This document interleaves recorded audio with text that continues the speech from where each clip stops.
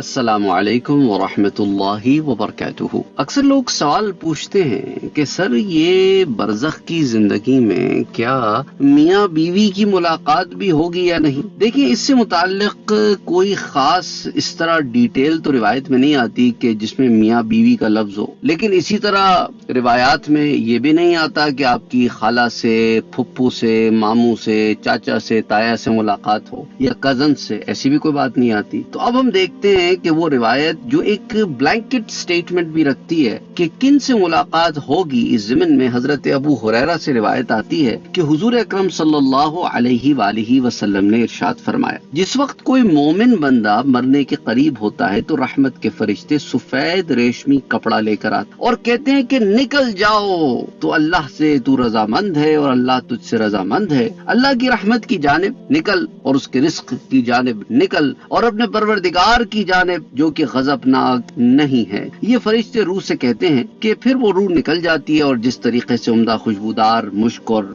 फरिश्ते से फिर हाथों हाथ लेते हैं और यहाँ तक के आसमान के दरवाजे पर ले जाते हैं और कहते हैं कि क्या उम्दा खुशबू है जो कि जमीन से तुम्हारे पास आई। फिर उसको अहले ईमान की अरवाह के पास लाते और वो रूह खुश होती है, इससे ज्यादा खुश होती है जो कि तुमको किसी बिछड़े हुए शख्स की आमद से होती है, और इससे दरियाफ्त करते हैं कि फला आदमी यानी जिस शख्स को वो लोग दुनिया में छोड़कर गए थे अब वो किस तरह के कामों में मशगूल है और फला का क्या हुआ। फिर वो अरवाह खुद ही कहती हैं कि तुम अभी ठहर जाओ, इसको छोड़ दो, ये दुनिया के गम में मुब्तला है। ये रूह कहती है क्या वो फला शख्स तुम लोगों के पास नहीं पहुंचा, वो तो मुझसे पहले मर चुका था। तो इस पर वो रूहें कहती हैं इसका मतलब वो शख्स तो जहन्नम में गया होगा। अब ये जो तफसीलात आती हैं यहाँ तक इस रिवायत में, तो सुनन निसाई की ये रिवायत है, बताता चलूं मैं आपको। तो अब इसके अंदर अगर आप देखें तो ये है कि रूह की रूहों से, ईमान वाली रूहों से मुलाकात होती है। इसमें कैद नहीं लगाई अल्लाह ने कि फला से नहीं होती, फला से नहीं होती, बल्कि इस बात का इजहार है कि वो रूह उन रूहों से मुलाकात करती है जो उससे पहले इस दुनिया से जा चुकी होती हैं और वो आपस में एक दूसरे को जानते होते हैं दुनिया में, इसलिए तो वो अरवाह इसके पास आती हैं और वो रूह उसके पास आती है और अहले ईमान की अरवाह के पास इसे लाते हैं। तो जब अहले ईमान की अरवाह के पास लाते हैं तो उन्हीं अरवाह के पास लाते हैं जिन्हें दुनिया में जानता था और वो अरवाह इसे जानती थी। तो इसमें रिश्तों की कैद है नहीं, और वो अरवाह उसके कजन्स की अरवाह भी हो सकती हैं, मामू की, चाचा की, ताया की, फुप्पू की, खाला की, माँ बाप की, बच्चों की, भतीजों, भांजों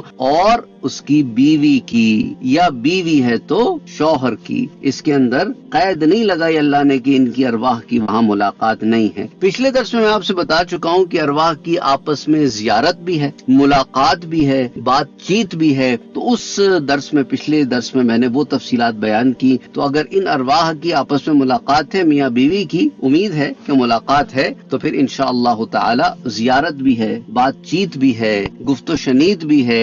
और यहाँ देखे ना कैसे एक दूसरे से अहवाल पूछ रहे हैं, तो अहवाल की दरियाफ्त की कि जब तू सवाल जवाब से फारिग हो जाएगी ये रूह, तो फिर जियारत करेंगे, तो फिर इकट्ठे बैठ के बाकी डिटेल्स में बात कर लेंगे कि फलां का क्या हाल है, फलां किस काम में मशगूल तुम छोड़ आए हो, फलां का क्या हुआ। जैसे दुनिया में पूछते हो ना, वैसे ही वहाँ भी पूछा करोगे, बड़ी तफसील से बात होगी और कोई काम तो है नहीं। और वो अरवाह जिन्हें जिस्मों में डालकर जन्नत में दाखिल कर दिया जाएगा, वो जो अल्लाह उन्हें जबान देगा उसमें कलाम करेंगे आपस में। तो उम्मीद है इंशाअल्लाह ताला ये मुलाकात भी है। और मैं चाहता था कि इसको एक अलग दर्स में मैं करूं, क्योंकि कुछ लोग जो है वो नाराज हुए कि पिछले दर्स में आपने मियाँ बीवी की तो बात ही नहीं की, सिर्फ आपने वालिदैन और बच्चों की बात की। मियाँ बीवी की बात मैंने इसलिए नहीं की क्योंकि मैं इसको एक अलग दर्स की सूरत में आपके सामने रखना चाहता था, क्योंकि ये सवाल इतना ज्यादा आता है कि मैं समझता हूँ इसको अलग दर्स के अंदर रखना है। इसीलिए मैंने वहाँ बात नहीं की, वहाँ मैंने वालिदैन और बच्चों से मुताल्लिक बात की कि उन लोगों के सवालात एड्रेस किए जिनके नाबालिग बच्चे चले गए या जवान बच्चे चले गए या वालिदैन फौत हो गए या भाई बहन या मुख्तलिफ और रिश्तेदार। तो इसलिए इस दर्स को मैंने अलग से रखा। इसलिए तो उम्मीद करता हूँ कि इससे आपके इस सवाल का आपको जवाब मिल गया होगा कि आलम बरज़ख में मियाँ बीवी की मुलाकात है कि नहीं। अब सवाल ये पैदा होता है वहाँ इकट्ठे रहेंगे कि नहीं। तो देखें, बरज़ख की जिंदगी दुनिया की जिंदगी की तरह है नहीं ना, इकट्ठे रहना, एक घर में रहना। वहाँ जियारतें हैं, मुलाकात हैं।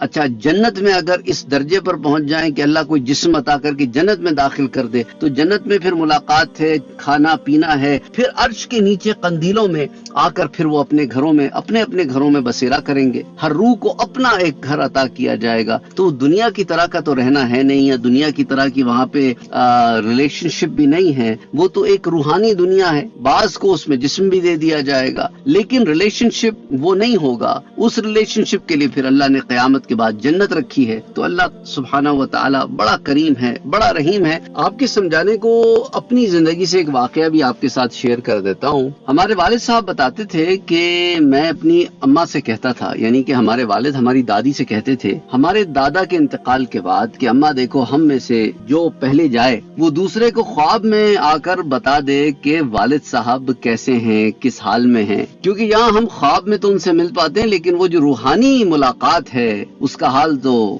وہی بتائے گا صحیح طور پر جو چاہے اور روحانی ملاقات ہو. تو ہماری دادی کا انتقال ہمارے والد سے قبل ہوا، پہلے ہوا. تو والد صاحب نے بتایا کہ دادی خواب میں آئی تھی. تو جب ملاقات ہوئی تو میں نے ان کو یاد دلایا کہ ہماری دنیا میں بات ہوئی تھی کہ جو پہلے جائے گا وہ بتائے گا کہ والد صاحب کا کیا حال ہے. تو بتائیں ان کا کیا حال ہے. تو دادی کہنے لگی کہ بیٹا کیا پوچھتے ہو، تمہارے ابا تو وہاں موتی کے محل میں رہتے. تو اب خواب کی بات ہے لیکن بات سمجھانے کی بات یہ ہے کہ اگر میاں بیوی کی ارواح کی وہاں ملاقات ہی نہ ہوتی تو دادی کو کیسے پتا چلتا کہ دادا کس حال میں ہے. تو بہرحال یہ ایک واقعہ میں نے آپ کو اپنی پرسنل لائف سے بتایا ہے تاکہ اس بات کے اوپر ایک اور بات بھی آپ کے سامنے رکھی جائے کہ ممکنات میں سے ہے کہ، اور انشاءاللہ تعالی اللہ سے امید ہے کہ ایسا ہوگا کہ میاں بیوی کی ملاقات عالم برزخ میں ہوگی. تو اینی وے امید کرتا ہوں کہ اس سے آپ کو آپ کے سوال کا جواب مل گیا ہوگا. السلام علیکم ورحمۃ اللہ وبرکاتہ. Don't forget to like, share, comment and subscribe to Sayyid Saad Qadri.